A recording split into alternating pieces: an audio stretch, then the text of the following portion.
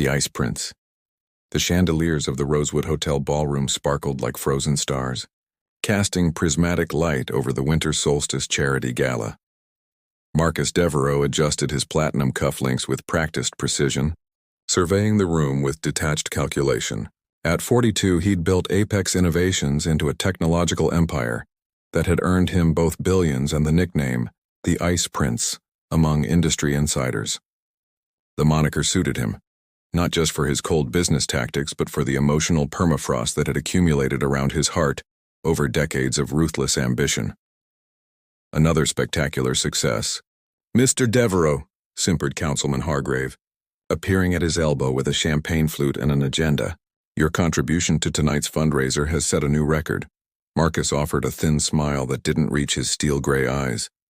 "The Devereaux Foundation is always pleased to support worthy causes," he replied automatically. The response was as rehearsed as his presence here. Another performance in the theater of corporate social responsibility. The check he'd written was substantial, but ultimately insignificant to his net worth.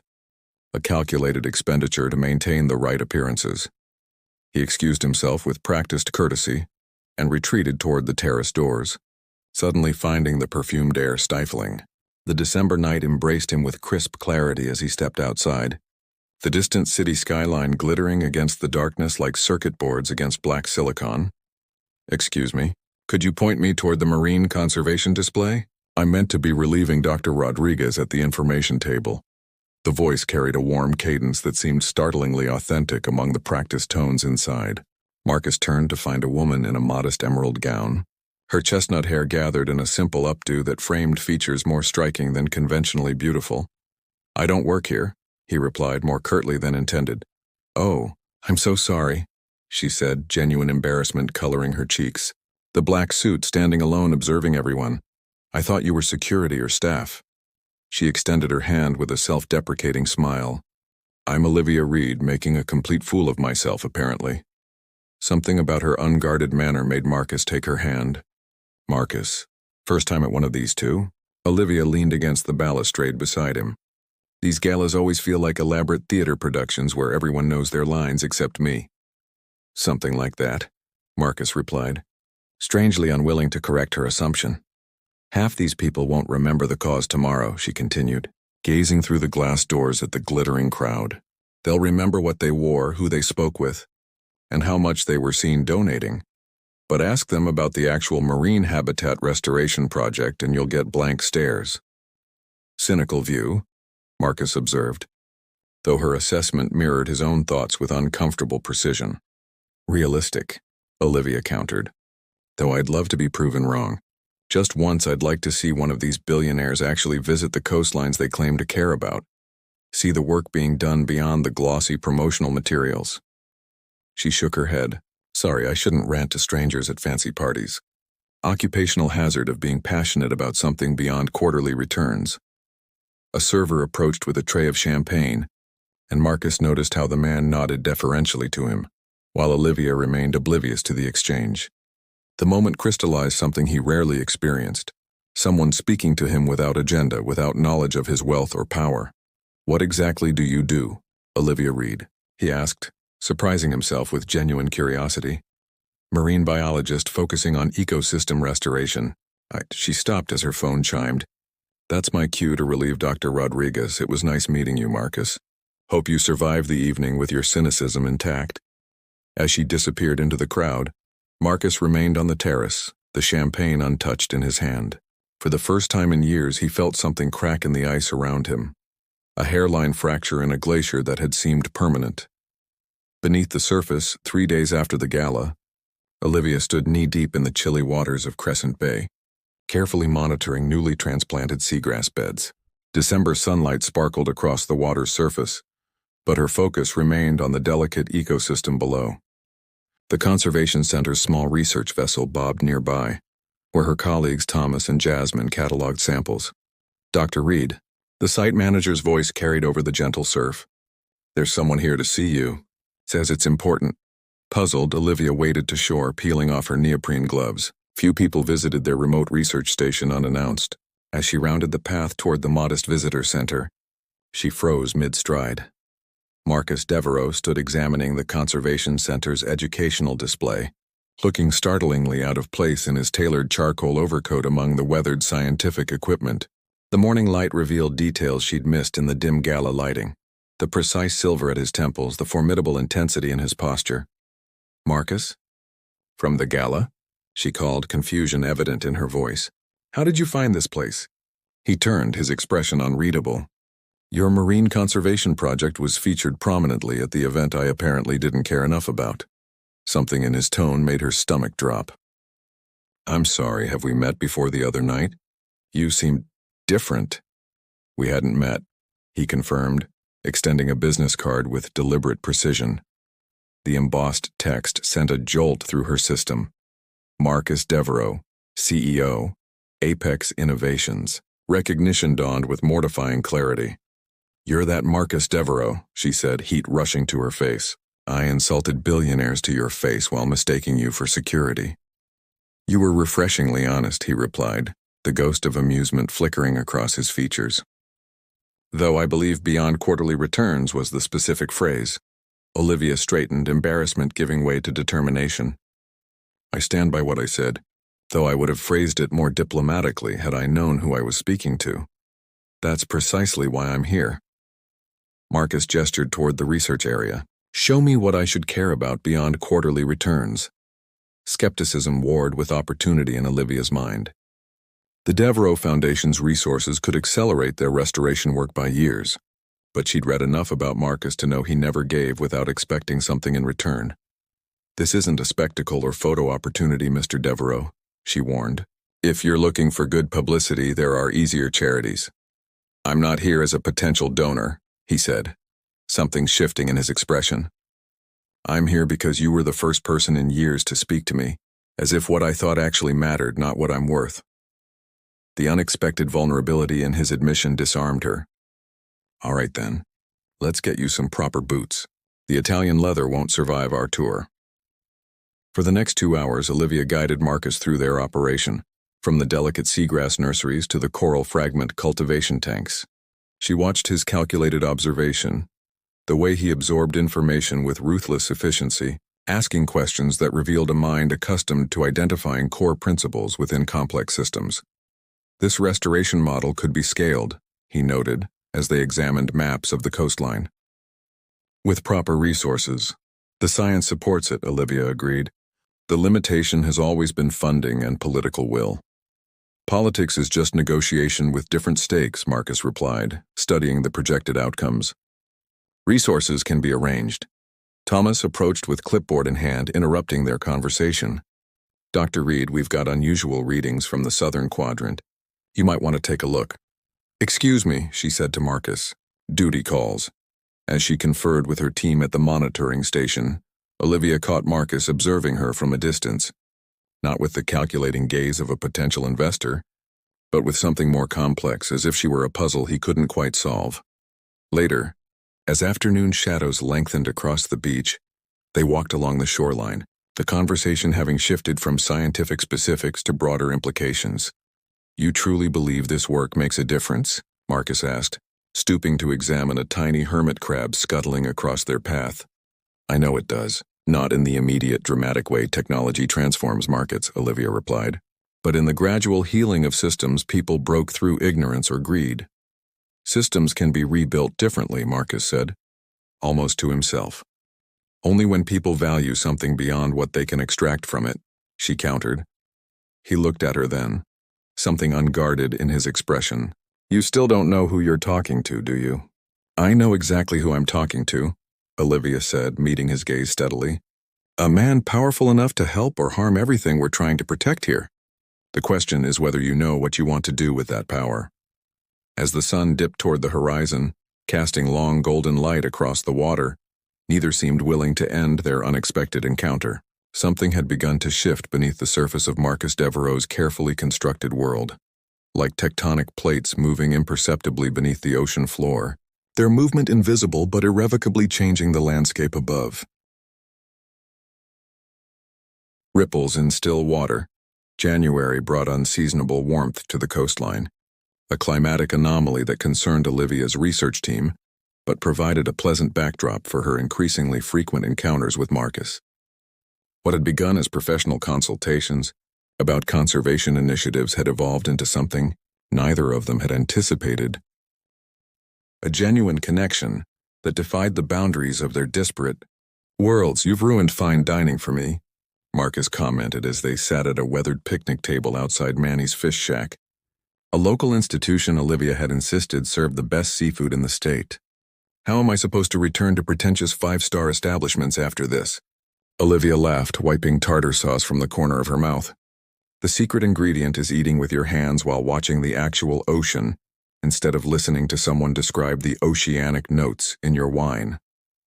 Marcus's phone buzzed for the fifth time, and though he silenced it without looking, Olivia noticed the momentary tension in his jaw. "The Empire calls?" she asked lightly, though her eyes reflected understanding. "Nothing that can't wait," he replied, though they both recognized the polite fiction. In the month since their unexpected reconnection, Olivia had come to understand that in Marcus's world, very little truly waited. His attention was a commodity as valuable as the technologies his company developed. "I've been reading about Apex's newest acquisition," Olivia said carefully, testing waters she'd previously avoided. "Stanfield Energy has quite the regulatory history." Marcus's expression cooled slightly. "They have valuable patents and infrastructure our renewable division needs. And a pending lawsuit about groundwater contamination at 3 of their facilities," Olivia added, meeting his gaze directly. "The kind of contamination that eventually reaches coastlines like ours." A familiar wall seemed to materialize between them, the boundary between Marcus, the man she'd come to, and Devereaux, the ruthless CEO whose decisions affected millions. "The situation is more complex than environmental activists presented," he replied, his tone shifting to the measured cadence she recognized from his televised interviews. "The acquisition includes a comprehensive remediation plan, which conveniently keeps details confidential under proprietary business information laws," Olivia countered. "I'm not naive about how this works, Marcus." The use of his first name seemed to soften something in his expression. "What exactly are you asking me, Olivia?" "I'm asking if the man who spent 3 hours fascinated by hermit crab behavior last week is the same one signing papers that could damage their habitat." She held his gaze, refusing to look away. "I'm asking if I've been fooling myself about who you really are." The question hung between them, carrying weight beyond its simple phrasing. For weeks they'd existed in a careful equilibrium, both aware of the fundamental differences in their values but drawn to something genuine in each other that neither found elsewhere. "My world requires different calculations than yours," Marcus finally said, his voice quieter. "Decisions that balance competing interests across global markets." "That's a very articulate way of not answering my question," Olivia replied, disappointment evident in her tone. "Some things shouldn't be reduced to calculations, Marcus." Before he could respond, her phone chimed with the specific alert tone she'd set for the research center. Checking the message, her expression transformed from personal concern to professional alarm. "I have to go. There's been a significant temperature anomaly in the western quadrant," she explained, already gathering her things. "The coral systems are showing stress responses." Marcus stood as well. "Let me drive you back." The ride to the research center passed in tense silence, the earlier warmth of their conversation replaced by the invisible barrier of their colliding worlds. As they arrived, Olivia's team was already mobilizing, loading equipment onto the research vessel. "This isn't a coincidence, is it?" Marcus asked as she prepared to join them. "The temperature anomaly." Olivia paused, turning back to him. "The city council approved the new deepwater port expansion yesterday. Construction began this morning. Exactly what our environmental impact statement warned against."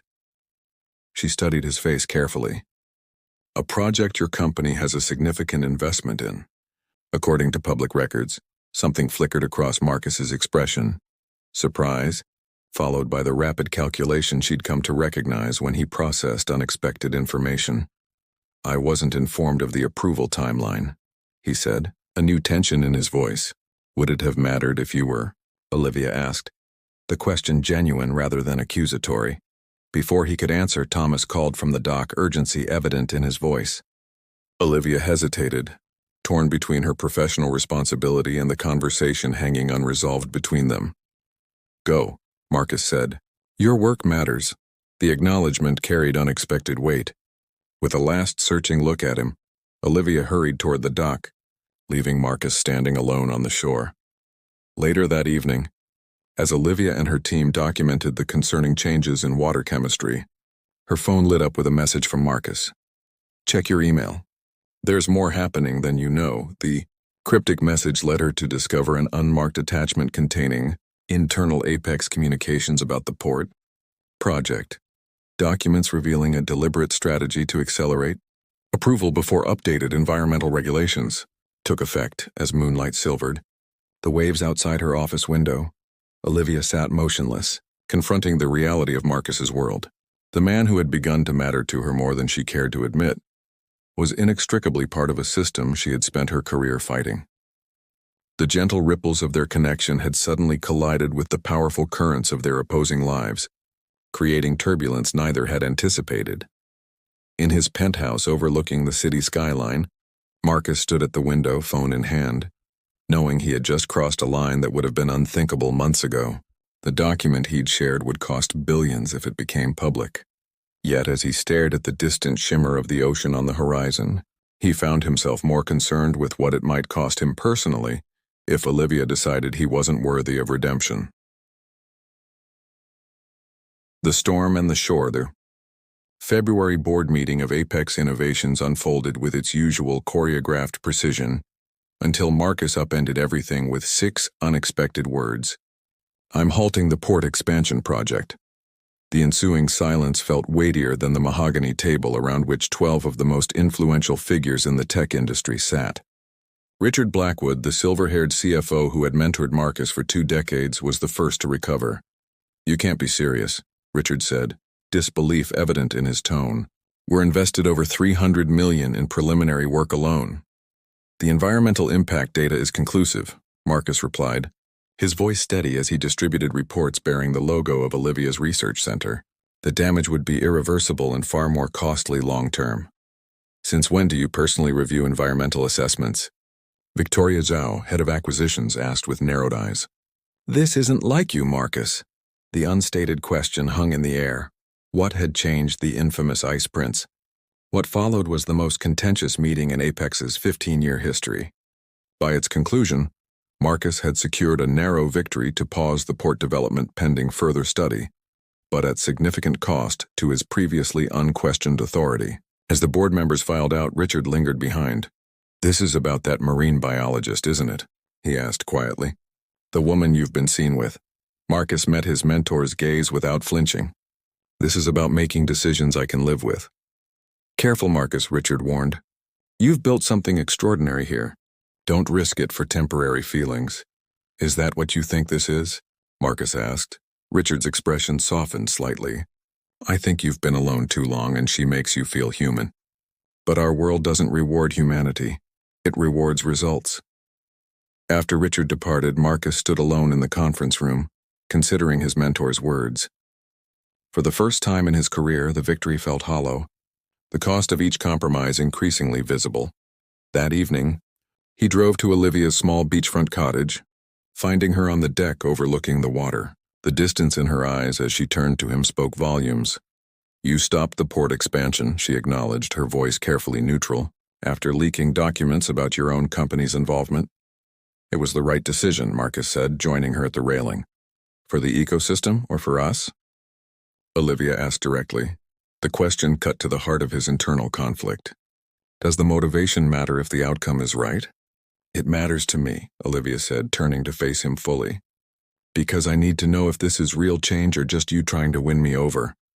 "I don't know how to separate those things anymore," Marcus admitted, the rare vulnerability in his voice matching the uncertainty in his eyes. "You've changed how I see everything." "That's what I'm afraid of," Olivia replied softly. "I don't want to be your conscience, Marcus. I don't want to be responsible for your redemption story." "What do you want?" he asked. "Someone whose values align with mine naturally, not because I influenced them."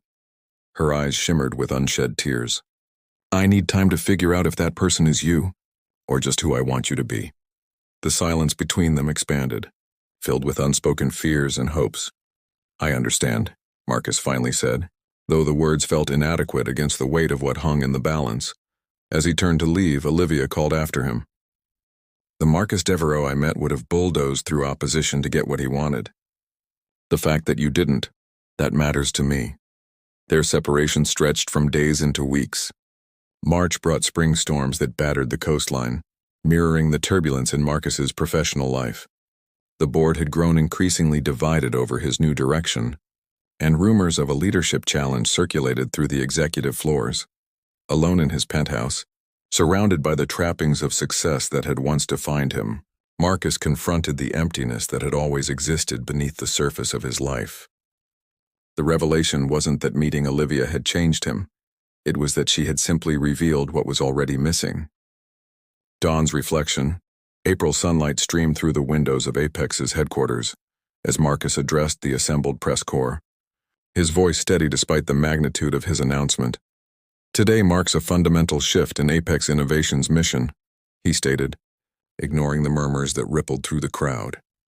"We are establishing the Coastal Futures Initiative, with a $5 billion commitment to developing technology specifically designed to reverse environmental damage to marine ecosystems." The announcement sent immediate shockwaves through financial markets.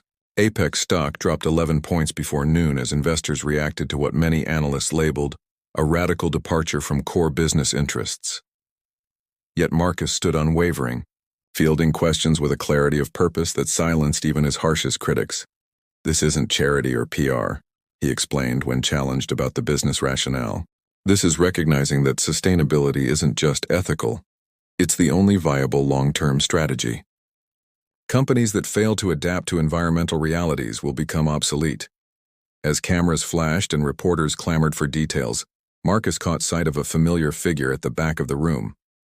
Olivia stood quietly observing, her expression unreadable as their eyes met across the crowded space. Later, they walked together along the shore where they'd first begun to know each other, the setting sun painting the water in shades of amber and gold. "Your announcement today will cost you the board chairmanship," Olivia said, breaking their companionable silence. "Richard Blackwood is already assembling votes against you." Marcus nodded, unsurprised by her assessment. "Some prices are worth paying." "Is this really what you want?" she asked, stopping to face him directly. "Or is it what you think I want to see?" "It's who I am now," Marcus answered with simple honesty. "The person I was becoming before I met you, but couldn't see clearly." "You didn't change me, Olivia. You just gave me permission to be more than what success had limited me to." Olivia studied him carefully, searching for any hint of calculation or performance in his words. Finding none, she reached for his hand, her fingers intertwining with his. "The research center received an anonymous donation last week," she said. "Enough funding to expand our restoration work across the entire bay." "How fortunate," Marcus replied, the slight curve of his lips betraying him. "It wasn't you, was it?" she asked, though she already knew the answer. "Does it matter who it was if the outcome is right?" he countered, echoing their earlier conversation with new understanding. Olivia smiled, the genuine warmth reaching her eyes. "What matters is that you didn't tell me. You didn't use it to win me back." As twilight settled around them, they stood together watching diving pelicans hunt in the shallows, the natural world continuing its ancient rhythms regardless of human concerns. The glass walls that had once separated their worlds had shattered, not through dramatic confrontation, but through the quiet persistence of authentic connection. "I don't know what happens next," Marcus admitted, his usual certainty replaced by something more valuable, the willingness to discover rather than control. "Neither do I," Olivia replied, her shoulder brushing against his. "But I think that's the point of any journey worth taking." The man who had once calculated every interaction now found himself embracing the incalculable. And in that surrender, Marcus Devereaux discovered what his wealth could never buy: the freedom to build something new from the authentic foundation of who he truly was, reflected in the eyes of someone who saw him clearly. As night fell over the coastline, they walked forward together, leaving no footprints in the wet sand as the tide gently erased all marks of their passage, making way for whatever tomorrow might bring.